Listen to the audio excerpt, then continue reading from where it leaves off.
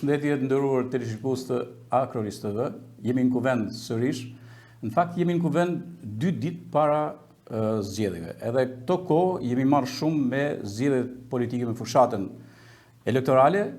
Kështu që është i gjë që ne do ta vazhdojmë edhe këtë të premte dhe pastaj është nesër dita e heshtjes dhe votimi. Edhe me qenë se kemi filluar si në kuvend, unë juftoj të shkoni sa më shumë në votime, qoftë brenda territorit ku jemi shqiptar, qoftë edhe diaspora. Ndërkohë, sot, unë kam ftuar një personalitet politikës, e quaj për qarkun e Lezhës, por e kam ftuar në 2 këndvështrime, edhe si personalitet i politikës, por dhe i administrimit, dhe është miku im Vitor Tushe. Vitor, mirë se erdhe. Mirë se gjeta. Do të flas me Viktor. Sepse, shiko, ka një gjë, domethënë, alkimia e një gazetari që lidhet prej vitesh. Pas 14 viteve shita në studio bashkë. Faleminderit Gjergj, spari unë të urej sukses edhe në këtë sipërmarrje të re që ke filluar. Është kënaqësi që jam edhe në këtë studio për herë të parë dhe të shkoft në bar. Falenderoj shumë. Ndërkohë, unë do të sillet një profil tuaj. Je një politikan e rrallë, domethënë që si thush ke formatuar veten si politikan prej vitesh, pra u bën dekada kështu, por që vjen nga fusha e kulturës dhe vjen nga muzika. Por ti ke qenë fillimisht, e ke filluar shkollën, pas shkollimit 8 vjeçar këtu, e ke vazhduar me liceun artistik dhe për trompist. Edhe kjo më bën përshtypje kur kam thirrë para 14 vitesh në emision atëherë. Është vërtet, Gjergj, fillimet e mia i kam në të arsimimit, i kam në fushën e artit. Pastaj vazhduam me letërsinë, dhe që janë 2 komponente që edhe udhtojnë së bashku. Krahas, po. Dhe besoj se për një njeri, për një karakter shërben shumë edhe muzika si veçantë, por edhe letërsia. Janë 2 komponentë të rëndësishëm në formimin e një karakteri dhe të një personaliteti të njeriu. Okej, me të drejtën me ju, zoti Tushe, du me fol pak më shtirë. Do me thënë, themi disa gjëra pak më ndryshe se mund t'i thojë me një ftuar tjetër. Shpeshherë shihet që në politik angazhohen njerëz spontan.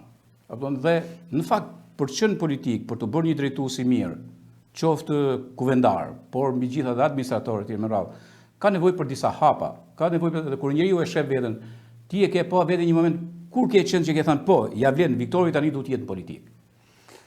Shiko Gjergj, udhëtimi një njeriu nga një herë kalon në disa etapa që të dalin përpara mbase edhe rastësisht.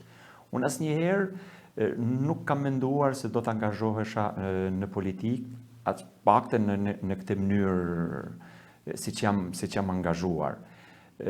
Patjetër që s'pun të jam merr që në kohët e hershme kur unë kam qenë drejtues i rinis, jam marrë me rinin, kam punuar si instruktor rinie. Kemi qenë bashkë. Dhe kohën me rinin. Komunikimi me të rinjt më pëlqente shumë. Si duket disa elementë si masovi. Kjo la gjurmë në formimin e personalitetit tim.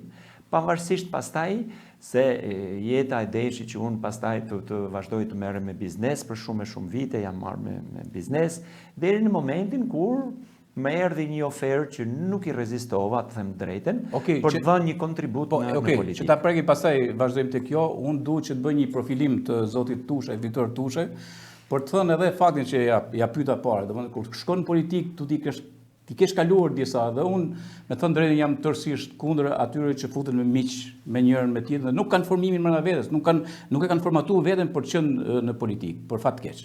Shpeshherë këto ndodhin në politikën shqiptare. Por Viktori është diplomuar në degën Xhulia Letërsinë në Universitetin e Shkodrës në vitet 83-86. Po ashtu ka ndjek studimet në vitin 2003-2007, po në këtë universitet në degën juridik. Në vitet 2012-2013 studimet master në turizëm në Universitetin Evropian të Turizmit në Tiranë. Në vitin 91 studimet pas universitare në gjuhën italiane në Universitetin e Tiranës dhe është kualifikuar në aftësitë leadership. Ka shumë rëndësi kjo. Ka punuar si mësues në vitet 86-87 në Torovis Lezhës, më pas si instruktor i komplet rinisë gjatë vitet 87-91.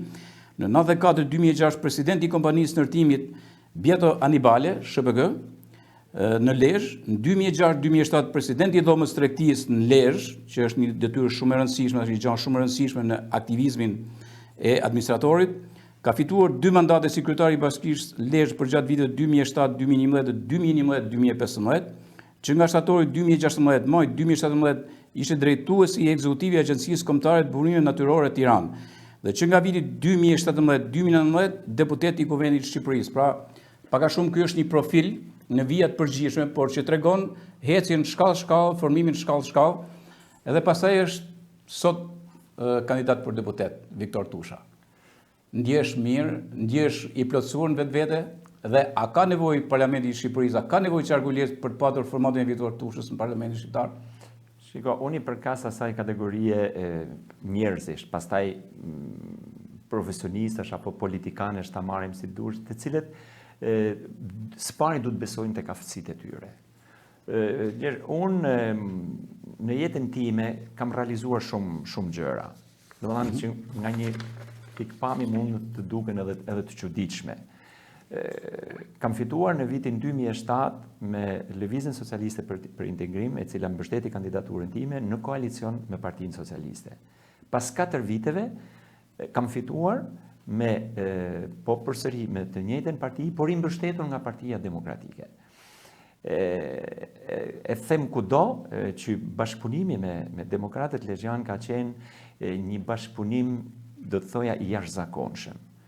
Një kompaktësi e cila më ka dhënë një adrenalin të papar. Fitoria ime individuale në një farë mënyre, sepse të fitosh një herë me një forcë politike, pastaj të fitosh po të njëjtën me një forcë tjetër, ishte një detyrim qytetar i papar. Unë vazhdoj ta them kudo, Gjergj, të bësh qytetar i parë i një qyteti është përgjegjësi e jashtëzakonshme, pa diskutim edhe një krenari legjitime dhe pa kufishme. Kur jam bërë qytetar i fundit i qytetit Lezhës, që do thotë kur kam bërë pashaportizimin në qytetin e Lezhës, që nuk ishte e lehtë, për ne të tëra s'mëzim të gjumi nga gëzimi se isha bërë qytetar i qytetit. Të bëhesh qytetar i parë është një përgjegjësi e jashtëzakonshme. Dhe unë kam parë gjithë udhëtimin tim si drejtues, si administrator i qytetit me këtë përgjegjësi, si një qytetar i parë, duke u përpjekur në jetën time që të rrezatoj kudo, në komunikim, në bashkëpunim, në projekte, në vizion, në çdo gjë që të rrezatoj tek qytetarët atë çfarë qytetarët kishin besuar tek unë. Dhe besoj se eksperienca që krijova si kryetari i Bashkisë së qytetit Lezhës, pastaj edhe në punët e tjera, por edhe si deputet në Kuvendin e Shqipërisë, më vuri përpara një detyrimi që unë të mos mungoja në këto zgjedhje. Të isha përsëri aktor në këto zgjedhje, me qëllim që kontributi im në Kuvendin e Shqipërisë, fal gjithë kësaj eksperience, të jetë një kontribut i dobishëm për qytetarët e qarkut Lezhës, për mirëditorët, për kurbinasit, për edhe lezhjanët, por edhe për gjithë Shqipërinë. Nuk mund të mungoja sepse eksperienca është gjë e madhe. Në Kuvendin e Shqipërisë vetë fjala kuvend kërkon njerëz të cilët kanë formim, kanë eksperiencë të madhe, me qëllim që produkti i kuvendimit të jetë një produkt që të shkojnë në funksion të mirëqenies qytetarëve, që të shkojnë në funksion të njerëzve. Nëse në kuvend ne do të dërgojmë ata njerëz të cilët nuk kanë eksperiencë, unë jam i bindur që produkti nuk do të jetë kurrë një rezultat që do të përfitojnë qytetarët. Unë shumë herë nga takimet që bëjnë, komunikimet e mia që kam patur, patjetër që jam ulur edhe me kundërshtar politik. I kam ftuar që të bëhen pjesë, qoftë edhe e forcës time politike, dhe shpesh herë njerëzit edhe kundërshtonin. Po i thonë, angazhohu në politikë, po pse të angazhohem, thonin. Nuk dua që të angazhohem në forcën time politike. Po shko tek partia tjetër, shkoj, thonë. Po si me të vërtet ma thua, po i thonë. Sepse unë përballë dua njerëz që din të kuvendojnë, që din të flasin, din të komunikojnë, që e kanë formimin e mjaftueshëm pikërisht për të ulur dhe për të bashkëbiseduar, sepse jam i sigurt i thonë se nga kuvendimi, pra nga komunikimi i përbashkët, patjetër që do të dalë një rezultat shumë i mirë. Okej, do t'i rikthehemi pastaj që të flasim në pjesën e fundit pikërisht për këtë, edhe për atë se si e shef Viktori, çfarë ka projektuar vetveti, si sheh domethënë gjithë detachment, po them politik që është angazhuar në një fushat masive këto kohë dhe si do të jetë produkti final etj. Me radhë dhe ku është Viktori, ku gjendet në këtë fash, por le të bëjmë pak retro. Bëjmë pak retro, duke shku në periudhën tuaj kur ju nga viti 2004 dhe deri më sot jeni angazhuar me LSI-n. Në fakt vinit nga një forcë e majtë edhe e kishi me binja, po ju pëlqej fraksionimi në këtë rast. Çfarë ndodhi me Vitor Tushën? Unë nuk jam angazhuar në politikë për shkak të bindjeve politike në fillim. Unë jam angazhuar në politikë për shkak të mos funksionimit të shtetit. Unë e maj mend shumë mirë në ato vite, në vitin 2003-2004, kur monopolet që po krijoheshin në Shqipëri, po shkatronin biznesin. Pra po monopolizohej sektori. Nga unë, me qenë se unë ndjeja këtë nga fusha e biznesit. Dhe një ndër arsyet e angazhimit tim në politikë, me një forcë politike, ishte pikërisht kjo. Ishte për të mbjetuar si biznes apo ishte kaos? Jo, kisha një idealizëm që vazhdoj ta kem akoma, një idealizëm të jashtëzakonshëm, pikërisht për të shkallmuar monopolet, sepse unë e kuptoj më mirë se sa dikush tjetër që nuk merret me biznes, se monopolet shkatrojnë biznesin. Biznesi ka nevojë për një klimë bashkëpunimi, për një barazi. Do japish shanset barabarta çdo lloj biznesmeni që merret me biznes, përmes konkurrencës, përmes cilësisë së produkteve që ai bën. Dhe vetëm kështu, nëse krijohen monopolet, që në atë kohë ishin krijuar shumë monopole në Shqipëri.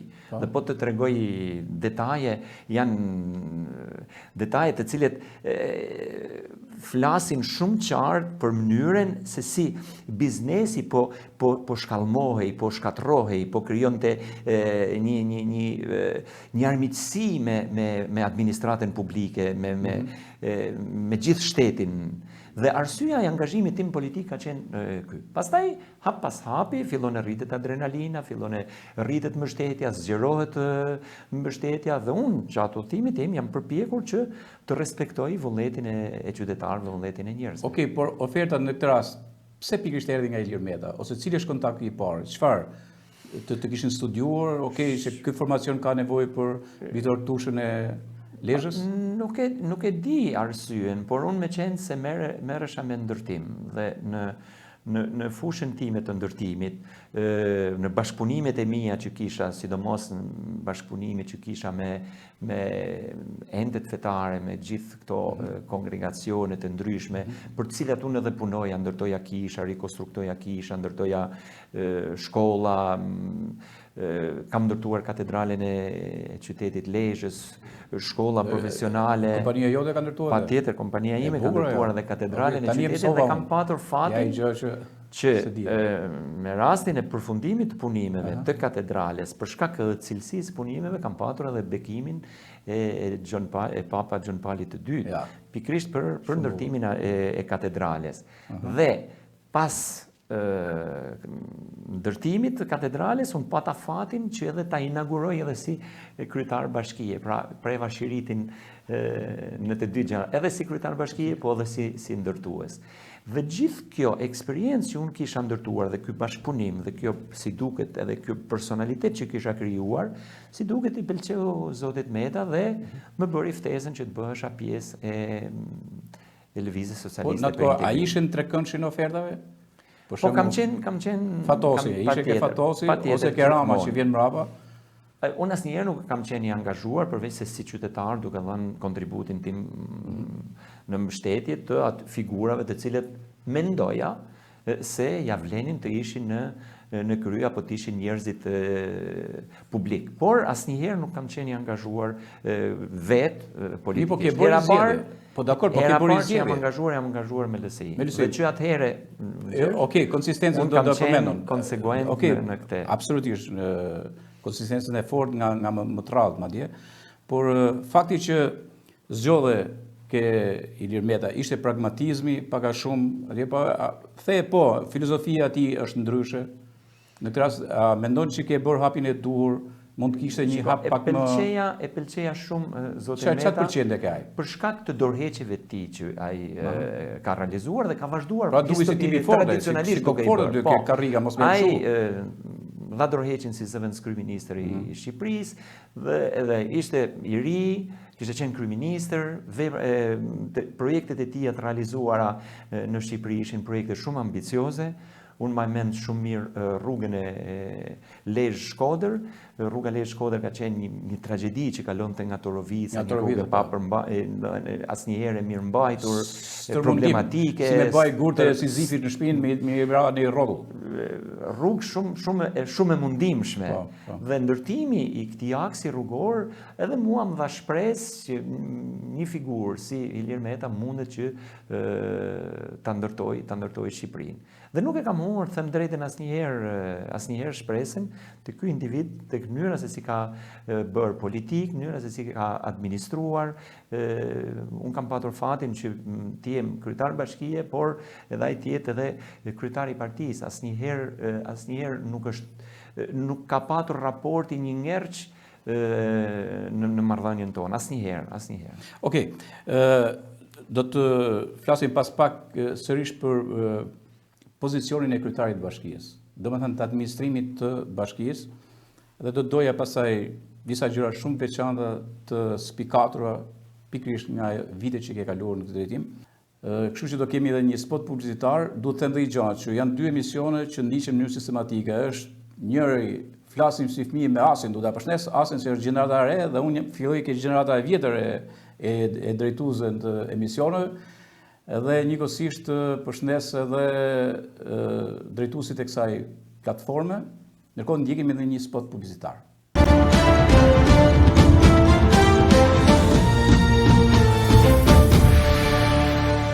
Jemi rikthyer këtu në kuvend dhe jam me zotin Viktor Tusha, është ngasi që e kemi invitorin dhe kaluam pjesën e parë. E pjesën e dytë do flasim për administrimin e pushtetit lokal këtu, kur u bëre kryetari i bashkisë, qytetari i parë. Ishte shumë interesante ajo që më theje që kur u bëna qytetar, ndjeva një peshë mbi vete, kënaqësi mbi vete që u bëna qytetar.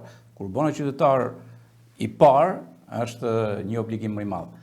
Erdhëm në mënyrë të natyrshme, ishte përzgjedhje e formacionit politik ku ishte ti, ishte një lloj kalkulimi matematik në mes PS-s dhe LSI-s, sepse ti vjen nga PS-ja dhe LSI-ja. Herën e parë, është kështu. Po, unë kam kandiduar me Lëvizjen Socialiste për Integrim, mbështetur nga Partia Socialiste. Dëgjoj, unë vjen nga fusha biznesi dhe në biznes të gjithë ata të cilët merren me biznes, administrimi duhet të jetë art. Nëse nuk e ke në gen administrimin, nuk mundet që të jesh i suksesshëm në biznes, sepse duhet bësh bashk forcën intelektuale të inxhinierëve, ekonomistëve të cilët punojnë për ty, të gjithë punojësve, punëtorëve, muratorëve, hidraulikëve, elektricistëve, të gjithë ata të cilët merren dhe ti bashkosh për të dhënë atë produkt që ti duhet. Ky është çelësi i një administrimi kudo pastaj. Me të njëjtën frym, unë erdha dhe në Bashkinë e Lezhës. Patjetër që të administrosh një qytet është ndryshe. Unë pata fatin që gjithë këtë eksperiencë që kisha, por edhe përmes kontakteve që kisha, sidomos kontakteve që kisha me miq arkitekt jashtë Shqipërisë, sidomos në Itali, por edhe me kryetar bashkish në vendet ndryshme të Europës, për shkak edhe të punës që unë bëja, më dhanë të gjithat eksperiencë që unë mos të humb kohë në administrimin e qytetit. Dhe përcaktova vizionin, strategjinë e zhvillimit dhe mbi bazën e gjithë këtyre pastaj u përpoqja që të ndërtoj ato projekte të cilet mbushnin strategjinë e zhvillimit dhe vizionin. Unë e kam patur të qartë se si është qyteti dhe si do të jetë qyteti mas shumë e shumë vitesh. Patjetër, ka njerëz që nuk parashikojnë shumë larg. Por unë ju garantoj se kam patur të qartë se kush do të jetë qyteti i Lezhës edhe mas qindra vitesh. Dhe në këtë jam përpjekur që çdo projekt që të hartoj dhe çdo projekt që të realizoj e të implementoj në qytet, ti rezistoj kohëve. Pra të jetë aq cilësor sa ti rezistoj dekadave dhe pse jo edhe shumë më tepër. Dhe gjithë kjo mënyrë administrimi i dha frutet e veta vit pas viti, sepse çdo vit i shërbente si eksperiencë vitit pasardhës, qoftë në hartimin e buxheteve, qoftë në komunikimin me qytetarët, qoftë në realizimin dhe në implementimin e të gjithë këtyre projekteve. Dhe të gjitha këto pastaj shërbejnë edhe për çlirimin e energjive financiare, pra të mbështetjeve. Ne ndërtuam në kohën e administrimit të bashkisë, ndërtuam shumë raporte të mira, jo vetëm me qeverinë shqiptare, me fondacione të ndryshme brenda Shqipërisë, por edhe me fondacione jashtë Shqipërisë, të cilët ishin të gatshëm të na mbështesnin në projektet e tyre pikërisht fal atij administrimi që ne i bëm edhe vazhdonim t'i bënim qytetit. Kam një pyetje shumë rrethore që lidhet me zhvillimet e komunave, bashkive, qyteteve, po them kështu. Domethënë, ty të ka ndodhur sepse realisht je një kryetar bashkie, për shembull që ka diçka ndryshe, pothuajse gjithë Shqipërinë, diçka ndryshe. Domethënë, në 2007-ën, pra, të kam mbështet PS-ja dhe ke fituar. Kryeministri ka qenë Sali Berisha. Në 2015-ën, në 2011-ën, të kam mbështet PD-ja. Dakor? Kryeministri ka qenë sërish Sali Berisha. Dhe pastaj periudha tjetër që nuk ke fituar, por që ishte kryeministri, ishte Edi Rama. Tani, marrim te, edhe në fushat elektorale, po nëse tjetë fushat elektorale halal, me thu te, okej, është një lloj presioni, që shikon nuk e mbështesat nëse ti pra do të fitosh edhe ti je kryetar bashkie duke patur kryeministër atë të forcës tane politike se mbështetesh me projekte. Në fakt, çfarë ndodhi me Vitor Tushën dhe Sali Berishën? Çfarë ndodhi pikërisht në atë moment kur ishe kryetar bashkie? Shiko, kur kam fituar me herën e parë, unë jam përpjekur që të ndërtoj ura bashkëpunimi dhe komunikimi edhe me qeverinë shqiptare. Edhe pse ne ishim në një farë mënyre kundërshtar. Po, në pozicionet kundër e politikë. Dhe unë kam patur një bashkëpunim, të thoja, shumë të frutshëm për qytetarët e Lezhës. Sepse unë mend shumë projekte fantastike që janë realizuar edhe përpara kur unë në 2007-ën, pra në 2007-ën deri në 2009-ën ne ishim kundërshtar. Pastaj në 2009-ën... Një minutë, tani këto projektet i ke marrë më shumë nga agjensitë ndryshme, si që janë agjensitë së Ramës e tjera, apo edhe nga qeveria? Edhe nga qeveria. Po, unë kam... Do me thënë Berisha ka qenë më liberal në këtë sens? Jo, që t'jemi të ka dhënë projekte duhura në atë kohë, sepse kryeministrat ndryshojnë, tani thuhet, i kam gjep unë si jam kryeministër, i çoj ka du projektet e tjerë e tjerë. Shiko, unë nuk i përkas atyre njerëzve të cilët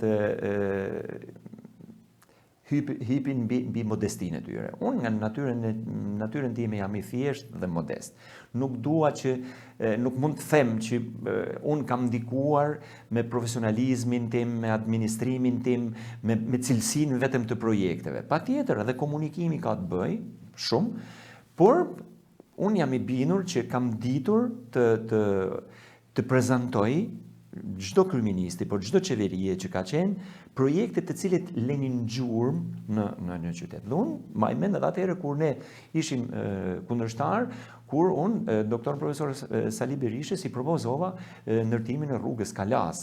Dhe rruga Kalas, unë e quja asetin e Kalas, një ndër asetet arkeologjike më të mirat në Shqipëri. Por jo vetëm kaq, ishte dhe lagja Sheher, pra lagja më e vjetër e qytetit, që nuk kishte rrugë. Dhe ndërtimi i këtij aksi rrugor, po edhe sipas disa standardeve, do të thoja shumë të larta, ku edhe ishte ideuar shumë mirë, ku pjesa arkeologjike, pra pjesa brenda zonës arkeologjike, u ndërtua me gur, pra pikërisht për t'ju përshtatur historisë dhe arkeologjisë, dhe pjesa tjetër me asfalt, me trotuar, me ndriçim, dhe pranë kalas ne ndërtuam edhe një shesh pushimi apo parking për njerëzit që të cilët donin të vizitonin Kalan. Dhe kur unë ja kam prezantuar kryeministrit të atëhershëm Sali Berisha, absolutisht e përqafoi dhe u realizua një kohë rekord rruga. Plus edhe projekte, edhe shumë projekte të tjera të cilët janë realizuar por kjo nuk më ka penguar që të ndërtoj edhe pra të hartoj edhe të implementoj edhe projekte tjera edhe me qeverin tjetër, sepse edhe me qeverin e rilindjes të Partisë Socialiste, unë kam realizuar projekte shumë të mira, siç është projekti i sheshit të qytetit, kur në dita ta fus projektin e kualifikimit të sheshit të qytetit, ta fus në gjithë optikën e atij rikualifikimi urban që qeveria kishte marrë si iniciativë, por edhe shetitoren e bregut Drinit. Drini ka qenë një fatkeqësi për qytetarët e Lezhës, sepse 3 herë në vit përmytte lagjen, një ndër lagjet e vjetra, lagjen Beslidhja të qytetit Lezhës. Dhe ta kthesh Drinin në parametra sigurie dhe pastaj ta kthesh edhe në shetitore, ka qenë një iniciativë patjetër e ime dhe administratës time, e cila u realizua një shetitore që sot është për të patur zili. Por edhe sheshi qytetit. Sheshi qytetit është i ndërtuar me një material i cili do kalojnë mira vjet dhe nuk do të janë vulkanik domethënë që janë marrë sepse është një gur që quhet porfido, që merret vetëm në Itali, vetëm në Trento të Italisë. Në asnjë vend tjetër të botës nuk mund gjendet ai gur. Dhe ai gur është një ndër gurët më të fortë, pra gur abraziv, kështu, dhe ka 4 element të një forcie të jashtëzakonshme që nuk shkatërrohet kurrë.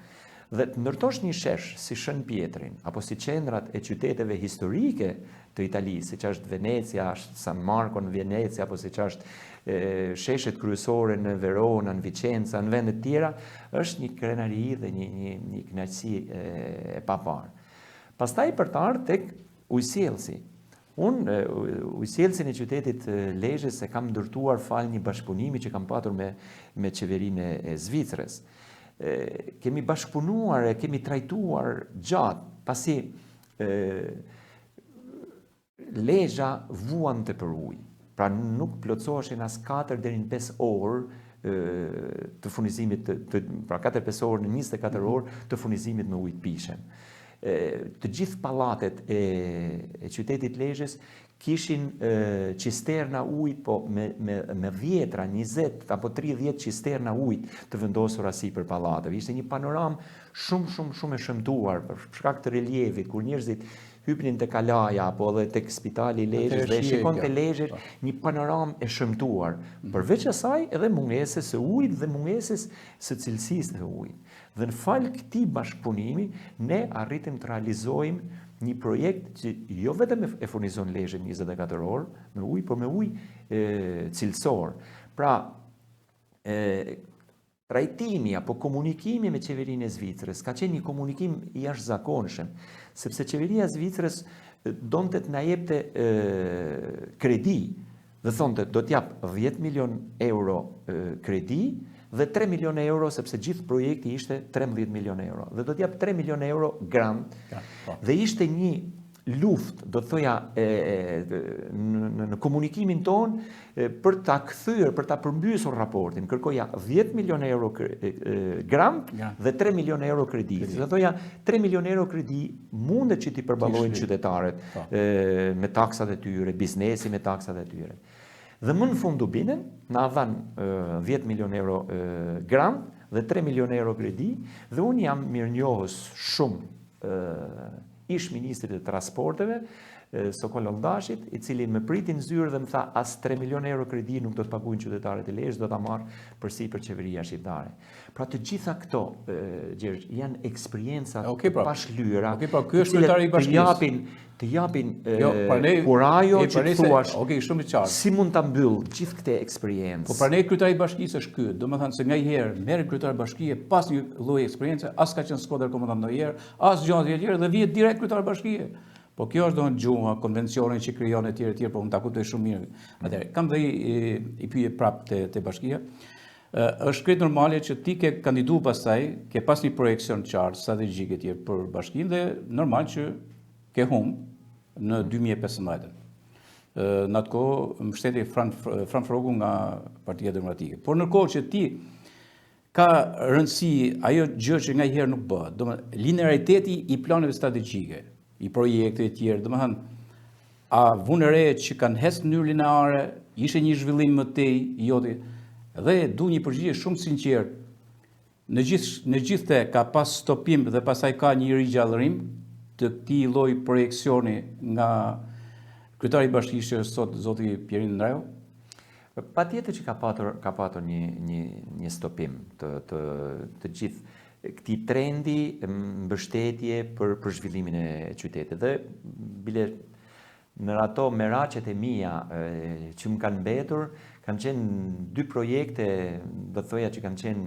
Njëri ishte projekt sensibilizues, por unë e kisha konceptuar si edhe një projekt me rëndësi ekonomike, dhe tjetri ishte një projekt, do të thoja, shumë i rëndësishëm për qytetin e Lirës, që ishte parku industrial edhe diferencimi mbetjeve urbane. Ke folë të madh atëherë, mbajmë edhe në emisionin që kemi qenë atëherë, ke folë vazhdimisht për këtë. Të 2 projekte kanë qenë, përveç projekteve të tjera që unë kisha për ta vazhduar trendin e zhvillimit të qytetit, për ta vazhduar veshjen e gjithë rrugës kryesore, pra nga Memoriali i Skënderbeut dhe deri tek varrezat e qytetit, për ta veshur me ato gur porfito dhe për ta bërë një shititore gjithë qytetin, për t'i dhënë zemrës qytetit atë vlerë që qyteti Lezhës dhe lezhjanët meritonin.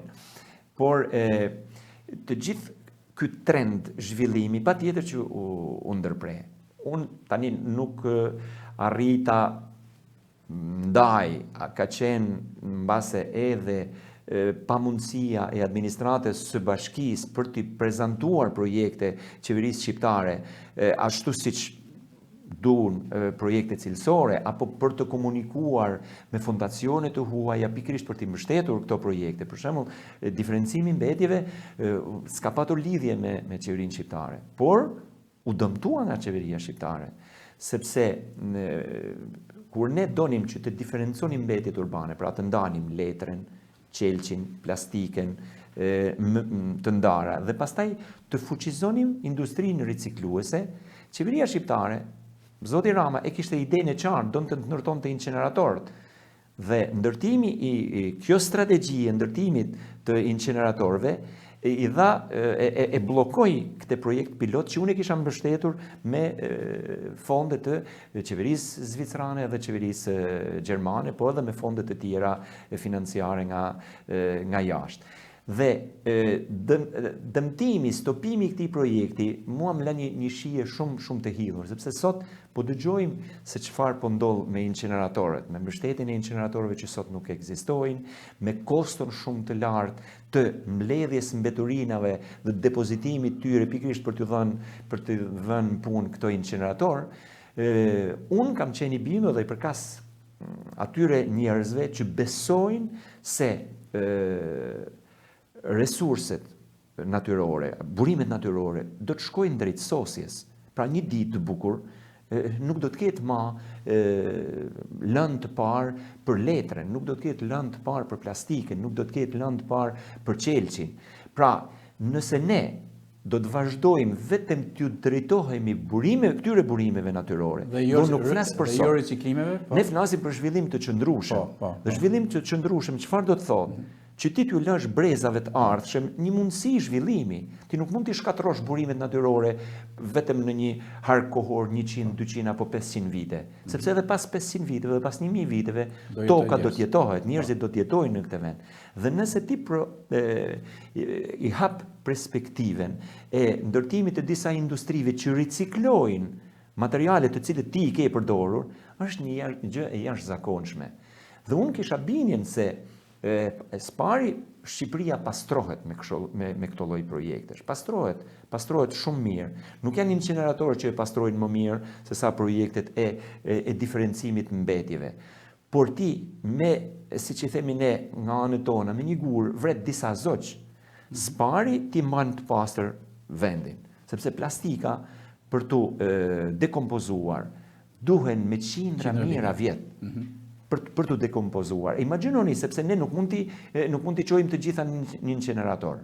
Por nëse ne vendosim disa incentiva që për ta mbledhur plastikën, për t'i ndërgjerësuar qytetarët që le t'i mbledhim, qoftë edhe duke i financuar ndonjë gjë të vogël, ne fuqisonim në mënyrë të jashtëzakonshme industrinë e riciklimit. Po kështu për letrën, po kështu për qelçin, por nuk rritnin ndotjen Spari, fuqizonim industrinë ricikluese dhe krijonim mundësi që Shqipëria, vendi, të zhvillohet në mënyrë të qëndrueshme. Pra, burimet natyrore nuk i trysnonim dhe nuk i lodhnim vetëm për një brez, por i jepnim mundësi edhe brezave që do vinë. Di pse të lash kaq gjatë pa të ndërprerë. Domethënë se çfarë po ndodh? Unë shoh që në fushatat tani, sidomos, ka humbur fjala. Nuk flitet për zhvillim ekonomik, nuk flitet për kështu, por ka vetëm disa parulla, stereotipe, fraza boshe, frazologji totalisht boshe. Edhe unë jam të kënaqur të një gjuhë ty me thënë drejtën, Viktor, kur shillim gjëra konkrete. Dhe pastaj se do jemi pjesën tjetër do flasim edhe për atë. Edhe pyetja fundit që lidhet me administrimin. Fakti që nuk u bëre drejtues i Bashkisë Madhe në reformën territoriale të 61 bashkive. Mbeti një ëndër sirtar e paralizuar si një lloj pezmi i joti?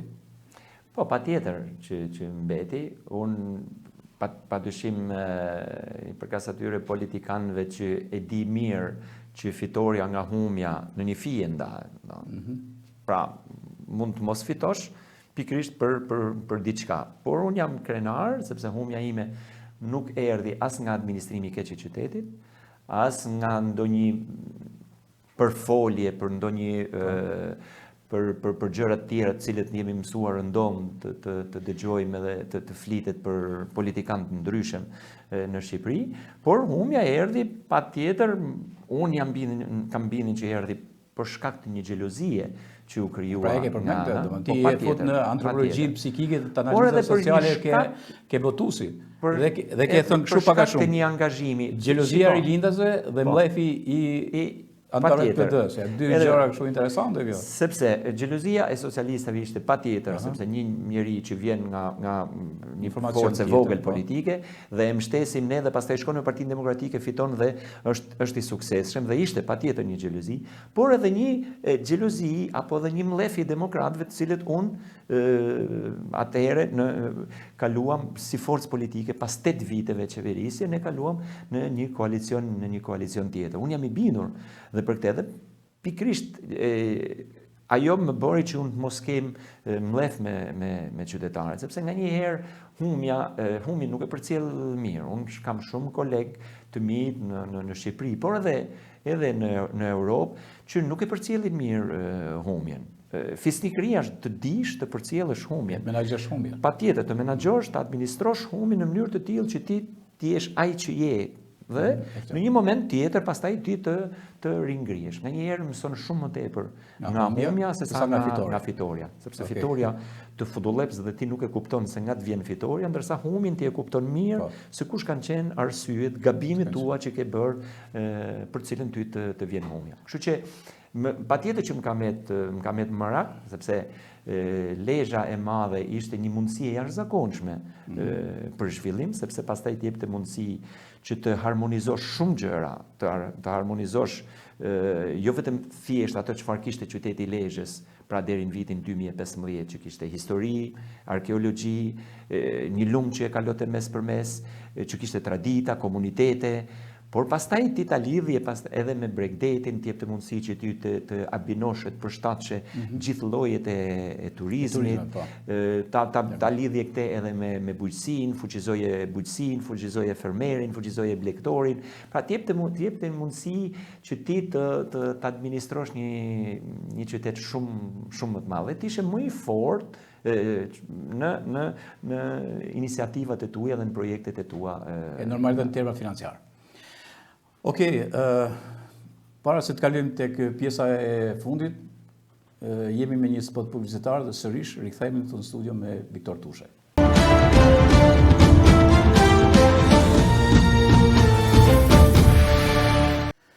Rikthehemi në kuvent tonë Akrolis TV. Në pjesën e tretë dhe të fundit kam zotin Viktor Tushe, kënaqësi që kemi folë deri tani me Viktorin, ndërkohë që futemi ke fushata elektorale se edhe 2 ditë i kanë bërthyer njerëzit e kanë krijuar domosdoshmë polaritetin politik shumë fort, tifozërinë e gjitha, por edhe njerëz e kauzës që përfshihen në këtë rast. Ju jeni tek Shqipëria madhështore me Partinë e Lirisë dhe Partia Demokratike që janë kryesore, pastaj edhe të parti tjera. Po marrim këtë rast. Domethënë, si ndjeni në këtë koalicion? Shiko Gjergj, unë e thash që unë nuk e kam për herë të parë bashkëpunimin në Partinë Demokratike.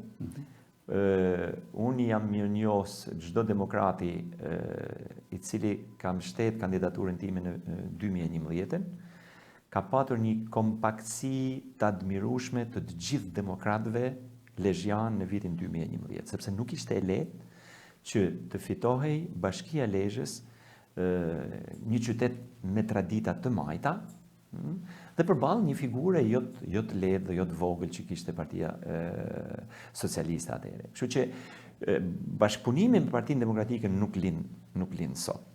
Unë patjetër që në bashkëpunimet e mia, në rrugtimin tim, të gjitha këto i kam ruajtur, jo thjesht në memorien time, por edhe në komunikimin, në respektimin e të gjithë këtyre. Kështu që e ndjehem shumë mirë brenda koalicionit për Shqipërinë madhështore. Them drejtën, nuk ndjehem më as edhe si një drejtues politik i qarkut siç jam për Partinë e Lirisë, por ndjehem si një kandidat i Partisë Demokratike brenda koalicionit. Sepse shikoj një përqafim dhe një mirësjellje, nëse do ta quaja kështu, të gjithë demokratëve, por në të gjithë qarkun e Lezhës, në çdo skaj të këtij qyteti, mbase edhe për shkak të njohjes që kanë me mua, për shkak edhe të asaj që unë kam zhvilluar në qoftë edhe të profilit tim mediatik, i cili patjetër ka lënë gjurmë edhe në memoriet e tyre, por edhe për shkak të bashkëpunimit që kam patur, unë sot ndjehem si një kandidat i Partisë Demokratike. Po e shoh që vazhdimisht artikulon këtë fakt, domethënë bashkëpunimi me elektoratin, domethënë elektoratin e Partisë Demokratike, domethënë këtu ka një alkimi më të fortë me elektoratin se sa me vetë drejtuesit. Me drejtuesit, ç'a marrëdhënies ke me drejtuesit e Partisë Demokratike? Po, shiko, sfidat elektorale janë... Jo, se ke një alkimi, se shoh një alkimi politike edhe shpirtërore ke pak me elektoratin, shifesh? Shiko, Gjergj, unë e thash që në fillim që mas edhe mund të mos isha marrë në këtë fushat. Mund të mos isha marrë me politikë, do kisha mbështetur një kandidaturë që do më ishte dukur e përshtatshme.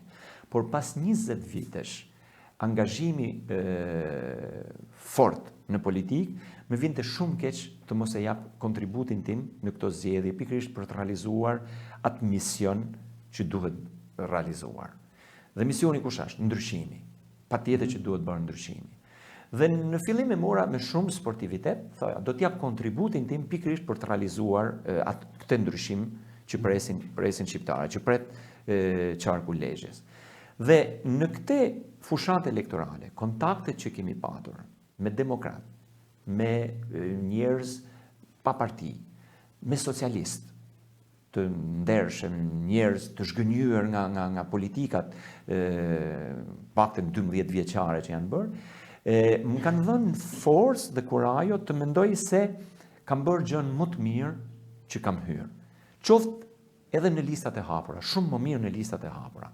Sepse dua ta ballafaqoj. Po e qartë, po e kishe menduar ndonjëherë që mund të jesh në listat mbyllura? Po patjetër, sepse edhe oferta kemi patur. Edhe oferta ka qenë një projekt për të përfshirë në listat e mbyllura. Sot jam shumë më krenar në listat e hapura, që kam vendosur gjithë kredibilitetin tim, gjithë eksperiencën time, ftyrën time përballë njerëzve, përballë qytetarëve, pikërisht për të marrë votbesimin e tyre.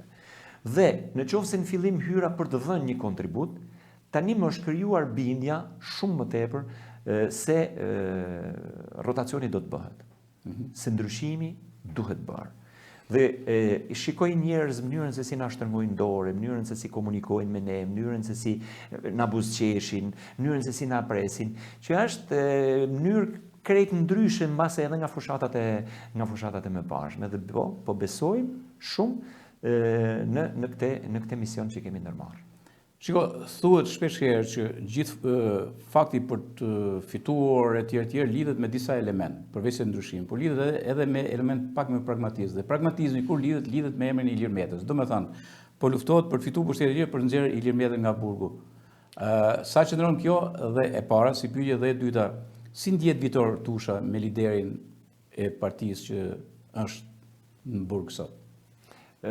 Patjetër që nuk ndihem kot, Ilir Meta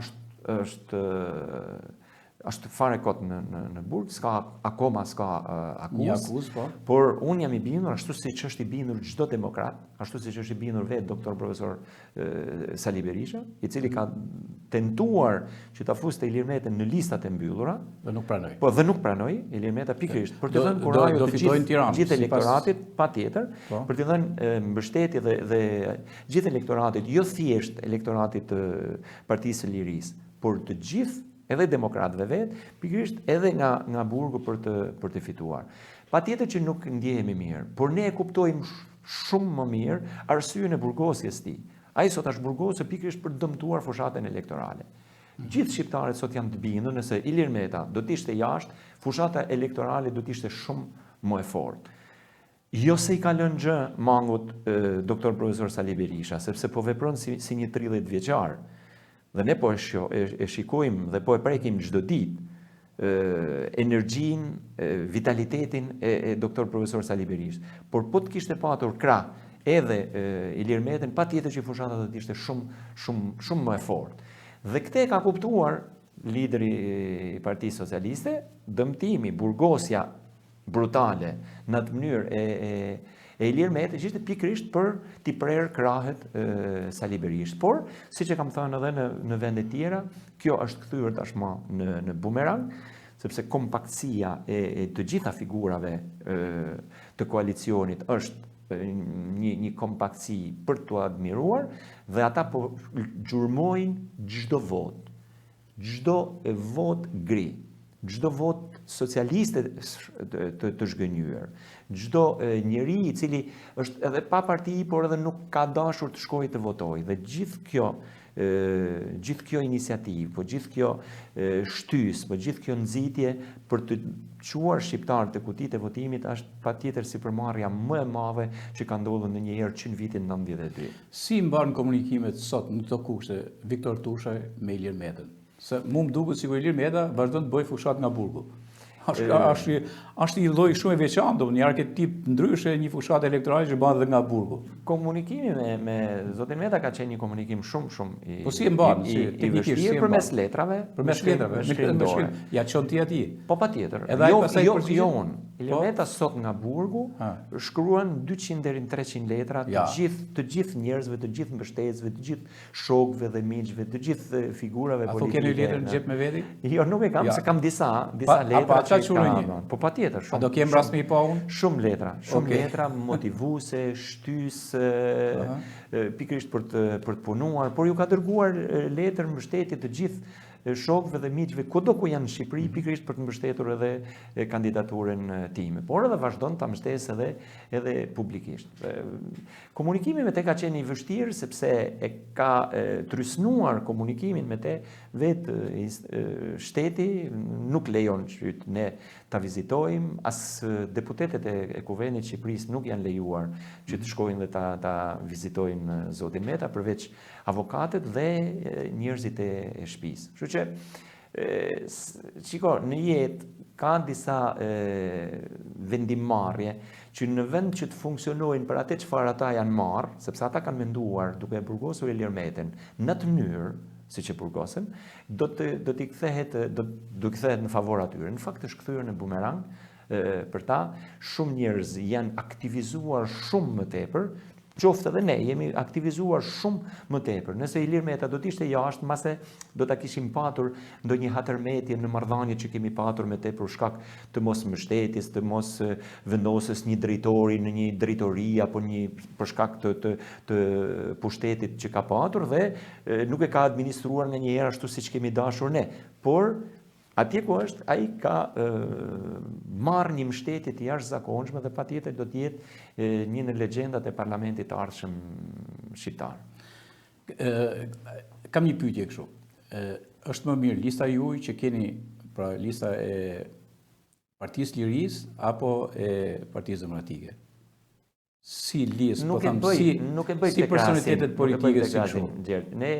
A jeni të kënaqur? Jo, jeni të kënaqur domosdoshmë atë që po ne jemi të kënaqur. Kjo është zgjedhja që ka bërë Partia Demokratike. Ose keni dhe konkurrencë pastaj mbrana për mbrana? Po kjo është sfidë, kjo është sfidë sepse ju më pyetet më përpara dhe më thatë po kompaktësia me elektoratin e djathtë. Patjetër është shembullore. Ju garantoj që është shembullore. Sepse ka shumë gishtat e dorës nuk janë një lloj. Pra një është i shkurt, edhe funksionet nuk janë një lloj. Edhe ne që jemi në koalicion, nuk kemi të njëjtin impakt në elektorat. Por ne kemi një kompaktësi që atë çfarë nuk merr Gjingjoni për shembull e merr Viktori, atë që nuk merr Viktori e merr Lindita, që nuk merr Lindita e merr Kastrioti apo Lala apo Doçi. Pra të gjithë këto ne jemi një komponent të cilët po përpiqemi. Ju intereson sepse ne na intereson finali. Jo, nuk i bëni luftë bryla për shembull njëri tjetrit? Jo, absolutisht jo. Për shembull ti do të kesh me i marr vota Gjinit për shembull fjala e vjen? Jo, ose absolutisht. Po mërna formacionit, po marrim për shembull ke Partia Demokratike. Unë shoh pak a shumë, shoh nuancat e pak brylave. Zonë me zonë, njëre tjetër ndërfutje, interferimet. Kjo ka të bëjë nganjëherë edhe me formimin e kandidatit.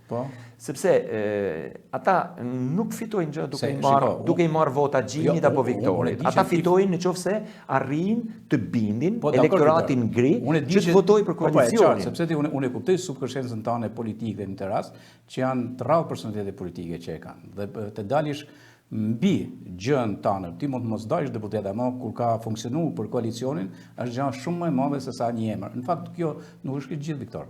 Unë pra kam thirrë sot. Të kam thirrë sot sepse doja këtë bisedë të fundit para zgjedhjeve me një personalitet politik i cili është i ekuilibruar për saj dhe sheh më shumë kauzën se sa individin Viktor. Shiko, Gjergj, them edhe një gjë që duhet patur parasysh. Në Shqipëri votojnë 49-50%, nuk kalon 50% që i votuesve në Shqipëri. Çfarë do të thotë? Që njerëzit nuk kanë besim te politika, nuk kanë besim te politikanët. Dhe unë them shpeshherë, në harkun e këtyre 12 viteve, patjetër Shqipëria është administruar keq, po shumë keq. Gjithë sektoret e ekonomisë, politikës, drejtësisë, bujqësisë, arsimit, shëndetësisë, të gjithë sot janë në një drejgje që nuk e merr vesh i pari dytin. Pra janë në një prag dështimi është pak të thuash. Administrata publike funksionon në mënyrë skandaloze, vetëm me urdhër, me arrogancë, vetëm me like, me asnjë lloj gjëje tjetër, me asnjë lloj ndjenje përgjegjësie për t'u shërbyer qytetarëve. Shëndetësia është një drejgje skandaloze. Arsimi ka marrë fund. Sot ke mësues fiskulture që jep matematik. Pra nuk ka një programim. Ministria e Arsimit nuk e kupton rolin e vet që ka, sepse këtë programim duhet të bëj. Duhet shikoj çdo mësues që del në pension me qëllim që ta zëvendësoj. Sot shkollat janë bosh. Në kohën tonë, po edhe para pak vitesh, kishte klasa paralele. Pra kishte 2-5, 2-6, 2-7, 2-8, 2-9. Sot ka klasa kolektive, Gjergj. Sot nxënësi i klasës 5 është në klasë me nxënësin e klasës 8. Imagjinoni se në çfarë drejgjeje, po ju mendoni se ka shkuar rastësisht? Pikërisht për këtë ka shkuar, për shkak të administrimit keq. Por qytetarët e kanë kuptuar tashmë se Lezhë, Kurbini, Mirdita, por gjithë Shqipëria është administruar keq.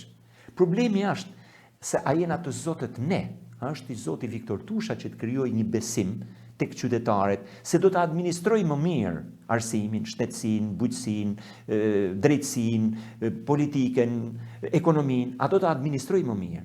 Dhe ju mora këtë përqindje, pra ky 50%, a ja vlen që kandidatët që janë brenda koalicionit të sfidojnë njëri tjetrin për t'i marrë vota njëri tjetrit kur ka vota mosbesimi jashtë koalicionit. Është 50% që tjetër. Është 50% që tjetër.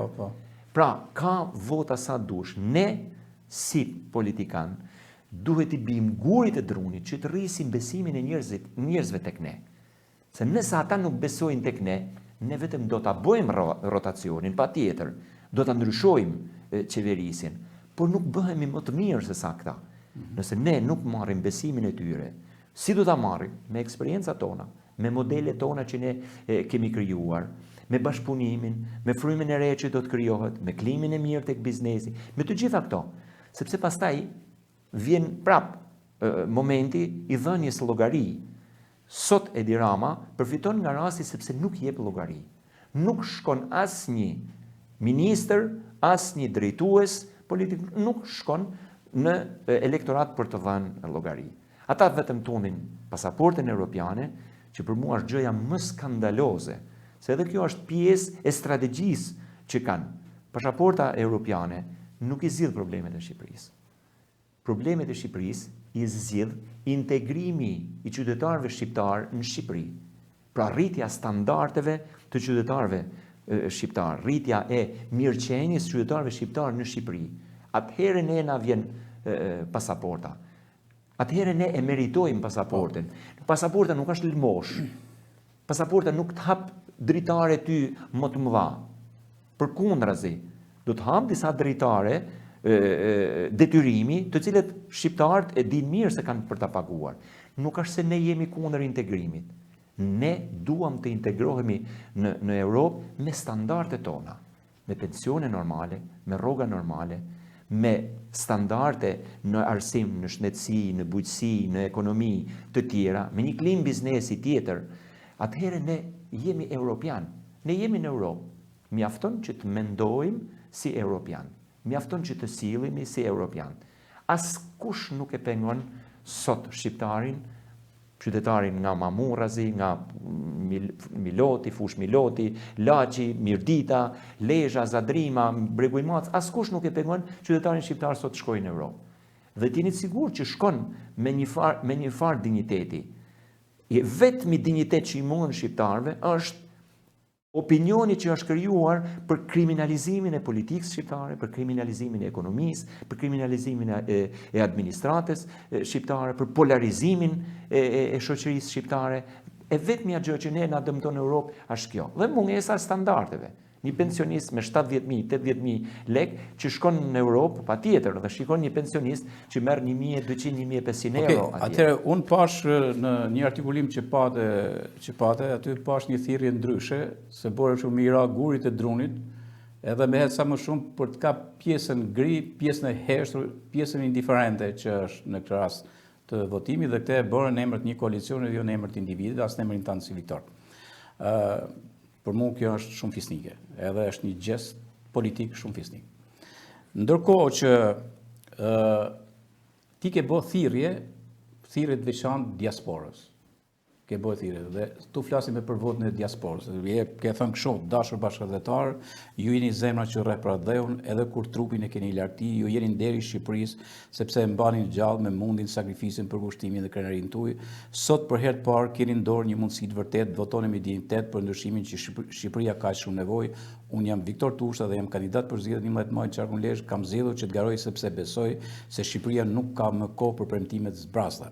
Ka nevojë për njerëz me përvojë, ndershmëri dhe vullnet pa lëkundur për të shërbyer qytetarëve lezhjan kur binas e militor dhe t'i përfaqësoj ata densish në parlament. Ftesa ime është e thjeshtë, por me zemër, merrni pjesë në këto zgjedhje, votoni sepse vetëm bashkë mund ta bëjmë Shqipërinë madhështore. Kjo ka qenë apeli jot drejtuar.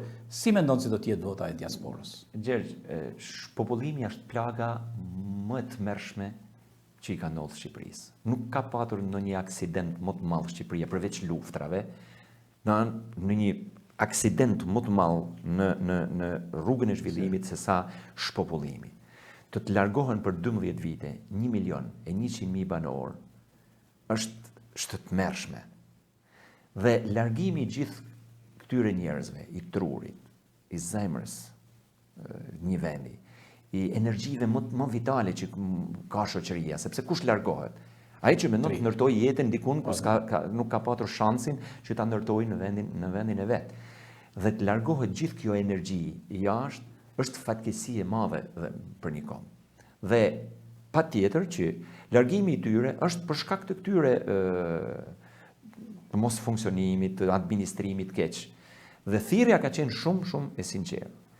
Patjetër që qytetarët shqiptarë, qytetarët e banorët e qarkut Lezhës që janë larguar, kanë ndërtuar një standard jete atje dhe shpesh herë rrëmbehen nga rutina e përditshme e punëve dhe mirëqenies që ata kanë krijuar, por ata kurrë nuk e kanë humbur patriotizmin për vendin e tyre.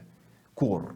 Dhe shpesh herë e them, dhe unë jam i bindur të që them që shumë më tepër patriot takojmë jashtë Shqipërisë se sa brenda vendit tonë. Dhe ata kanë ruajtur shumë mirë traditat, shpirtin patriotik, atë pjesë të ëndrrës pa realizuar të tyre në vendin e tyre, ata e kanë plag. Dhe thirrja ime ka qenë shumë e sinqertë.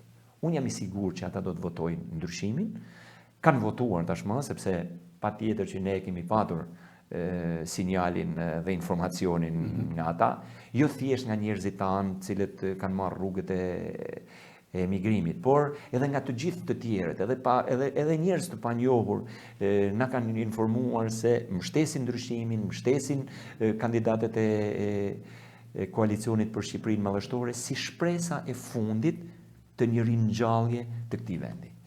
Okej, dhe për tar nga fundi, unë kam bërë shpeshherë këtë pyetje, nuk e di cili është percepcioni jot për të. Kam bërë këtë pyetje që a nuk do kemi më probleme sa i përket shitblerjes votës. Një vend i kthyer në sindrom, për fat keq shpeshherë i quaj si delja zezë fushata elektorale. Ndërkohë që nuk e di cili tash edhe herë cili është mendimi juaj, sepse ka disa atakime të forta që kemi të paktën me Gjingjorin e kështu që ka disa akuze drejt për drejta, me radhë, por mase nuk ka një element që nuk figuron tek personat që janë kandidim, sepse nuk është se janë personat që janë fut në listat e kandidimit nga pjesa, po them, që e të fortëve, qoftë edhe struktura kriminale, po them pak a shumë. Si e shef Viktor Tusha këtë, sepse ti ke bajt mbi shpinë një farë mënyre për fushatat tëra, i gjë që edhe pse nuk e ke shprehur ndonjëherë, por ka trokit në shpinën tënde. Shiko, është gjëja më e tmerrshme që i ndodh një vendi kur vota devijohet për shkak të shitblerjes. Është jashtëzakonisht e keqe. Pavarësisht se unë i përkas atyre politikanëve që nuk besoj, sepse shqiptarët nga viti në vit, nga zgjedhje në zgjedhje, po ndërgjegjësohen se nuk mund ta shesin të drejtën e tyre për një vlerë parash dhe pastaj mos ta kenë shërbimin.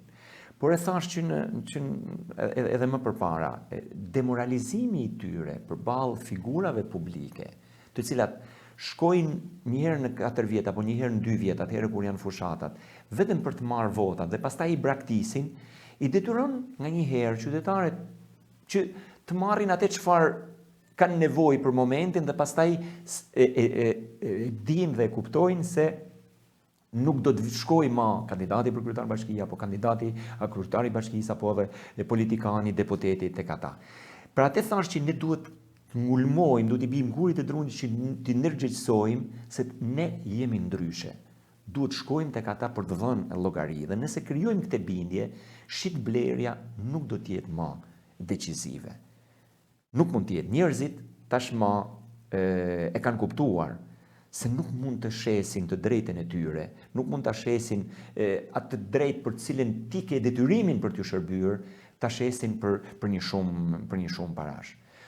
Edhe ata të cilët kanë për ta bërë, t'jeni të sigurt që vota e tyre do të jetë e pavlefshme. sepse do ta kenë si skrupull brenda ndërgjegjes tyre dhe ata e duan që të mos ta dëmtojnë procesin dhe këtë trend ndryshimi që ka marrë Shqipëria. Mos ta dëmtojnë me votën e tyre të blerë dhe kanë për ta dhënë të pavlefshme votën e tyre. Pra kanë për të votuar në atë mënyrë që vota e tyre të mos jetë decisive në prishjen e trendit të ndryshimit. Patjetër që edhe ne po marrim të gjitha masat për të ndalur furinë e blerive që mund hipotetikohen. Pra se mund të ndodhin si sepse është e tmerrshme të vjedh 4 vjet, të vjedh 8 vjet, të vjedh 12 vjet me koncesione, me PPP, me tendra abuziv. Dhe pastaj me lekët e tua, pra që të ka vjedhur, vjen edhe të blenë. Kjo është e tmerrshme. Sepse në gjithë botën mundet të ndodhin që një politikan i pasur, siç është Donald Trump, që ka para mjaftueshëm për të bërë fushat elektorale edhe të pasur, pra që me parat e veta të diktoj fushat elektorale, sepse thot unë duhet bëhem politikan i dhënë. Por ti të vish me parat që më ke vjedhur për vite e vite me radhë, dhe të vish edhe të mblesh votën, kjo është e tmerrshme për shqiptarët. Kjo është e tmerrshme. Dhe kjo nuk do të ndodhin më. Pra te ftesa për gjithë qytetarët, sidomos të zonave tona, është shumë e sinqertë. Nëse nuk munden që të mos i marrin parat për shkak ndoshta edhe të një presioni të madh, të mos ta japin votën, të mos ta dëmtojnë procesin, ta lejojnë trendin e ndryshimit që të ndodh. Do të jetë decisiv shumë edhe për mirëqenien e tyre, qoftë edhe për socialistat e ndershëm, por edhe për socialistat e tjerë, për gjithë shqiptarët do të jetë një trend tjetër. Nuk mund ta pranojnë më shqiptarët që me një votë të blerë apo me 10 vota të blera të dëmtojnë pensionistet, të dëmtojnë familjet në nevojë, të dëmtojnë sektorët e ndryshëm të ekonomisë, të drejtësisë, të bujqësisë, të arsimit, të shëndetësisë me tratativa shqipblerje të tilla. Kështu që unë jam i bindur se qytetarët shqiptarë tashmë kanë kuptuar. Unë të falenderoj Viktor Tusha që ishim këtu për një kohë goxha gjatë për gjithçka që paraqitëm. Ishte kënaqësi që të kishim, ishte kënaqësi që dëgjoja pas kaq vitesh në një studio televizive dhe të uroj suksese dhe uroj që të kemi një fushat të qetë dhe këto ditë e fundit të tregojmë tamam qytetarinë shqiptare që jo se nuk e kemi në genin ton dhe të ushtrohet drejta e votës sa më masivisht. Faleminderit edhe unë ju uroj suksese në përcjelljen e gjithë shqetësimeve, sepse me datën 12, me datën 11 mbaron fushata elektorale dhe mbarojnë zgjedhjet. Unë jam i bindur që ju do të vazhdoni të pasqyroni hallet, shqetësimet, por pse jo edhe arritjet, traditat e bukura të vendeve tona, promovimin e tyre përmes emisioneve dhe televizionit tuaj. Të falenderoj shumë. Atëherë në kuvend do rikthehemi sërish pas zgjedhjeve. Do të kemi një kuvend i cili do të sjellë jetën e qytetit Lezhës, pse jo edhe më gjerë, jetën kulturore e tjerë, por dhe zhvillimit, qoftë edhe politike me radhë. Në fundit kuvendi do t'ju shërbej, sepse është kuvendi tugu qenë bestia e madhe. Deri atëherë, na unë Gjergj Marko, mirupafshim.